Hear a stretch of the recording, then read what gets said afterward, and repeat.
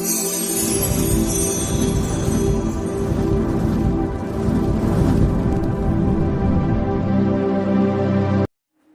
Office ఒకప్పుడు మనందరం చాలాసార్లు వెళ్ళేవాళ్ళం. డబ్బు దాచుకోవాలన్నా, మనీ ఆర్డర్ చేయాలన్నా, ఒక మనిషి యొక్క క్షేమ సమాచారాలను తెలుసుకోవడానికి, లేఖ రూపంలో తెలపడానికి, లేఖను తీసుకోవడానికి, మరియు న్యూ ఇయర్ వచ్చిందంటే శుభాకాంక్షలు తెలపడానికి గ్రీటింగ్స్ని ముందుగానే వేసేవాళ్ళం. కానీ ఇప్పుడు ఫోన్ వచ్చిన తర్వాత ఈ అత్యాధునిక యుగంలో అవన్నీ ఎవరు పాటించట్లేదు. ఇది మా కాలనీ పోస్ట్ ఆఫీస్.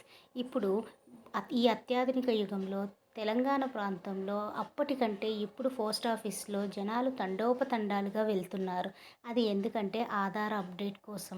ఆంధ్రప్రదేశ్ ప్రభుత్వం కాస్త తెలంగాణ ప్రభుత్వంగా మారినాక ఆంధ్రప్రదేశ్లో తెలంగాణ అని ఉండాల్సింది కంపల్సరీ అని ప్రభుత్వం రూల్ ప్రకటించింది.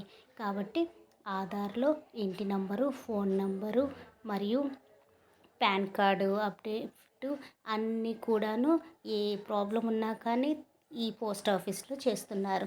ఇక్కడ ఈ పోస్ట్ ఆఫీస్లో ఇది మా కాలనీ పోస్ట్ ఆఫీసు. ఇక్కడ ఈసారి అయితే చాలా నిదానంగా, చాలా అన్ని రకాలుగా అందరి దగ్గరను అన్ని వివరాలను సేకరించి తానే స్వయంగా నింపడానికి రాని వాళ్ళకు ఫామ్ స్వయంగా తానే నింపిస్తున్నాడు. తానే స్వయంగా తాను ఫామ్ రాసి చక్కగా అన్ని వివరాలను సేకరించి ఫోటో దింపి ఫోటోను కూడా చూపిస్తున్నాడు. చూడండి అని ఫోటో కూడా మారుస్తున్నారు. ఇలా మార్చిన తర్వాత మీ సేవకి వెళ్ళి 10-15 రోజుల తర్వాత మీ సేవలో ఆధార్ని తీసుకోండి అని చెప్తున్నారు.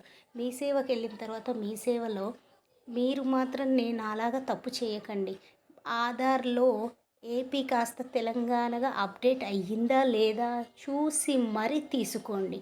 ఆధార్ ఇవ్వండి అనగానే మీ సేవలో ఆధార్ ఇచ్చేసాడు, నాకు మాత్రం తెలంగాణ అని అప్డేటే అవ్వలేదు, ఆంధ్రప్రదేశ్ అనే వచ్చింది అలాగే.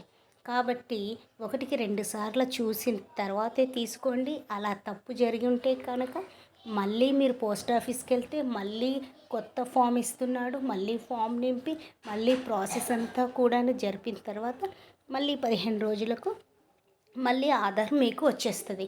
ఆధార్ మాత్రం తెలంగాణ ప్రభుత్వం అని ఉండాల్సిందే. అన్నీ కూడాను చేస్తున్నారు.